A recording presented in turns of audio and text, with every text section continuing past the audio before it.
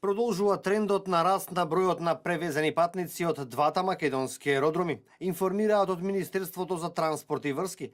Податоците покажуваат дека во периодот од јануари до ноември годинава од Александар Велики и од Свети Апостол Павле летале 1.061.000 патници, што во споредба со истиот период лани е зголемување за 15,7%. Поединечно пак од Скопскиот аеродром, којот месец во месец ги урива рекордите, биле превезени нешто над 1,5 милиони лица, што е раст за 13,9% на годишно ниво.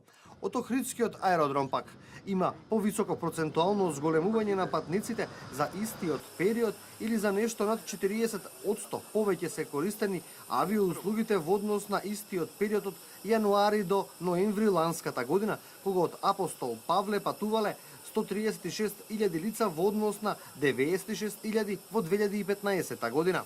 Телевизија Нова анализира како се зголемуваше бројот на патници од двата македонски аеродроми во текот на последниве неколку години.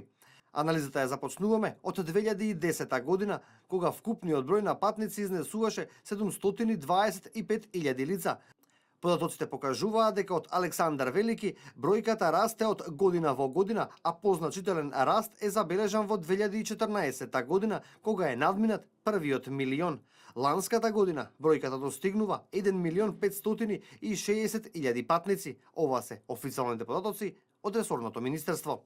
Растот на бројот на превезени патници според надлежните се должи на владиното финансиско поддржување на развојот на воздушниот сообраќај, велат од Министерството за транспорт и врски, и додаваат дека со тоа резултатот е видлив преку се поголем број на авиокомпании кои оперираат од двата аеродроми, а со тоа се добиваат и се поголем број на дестинации кои се на располагање на македонските граѓани.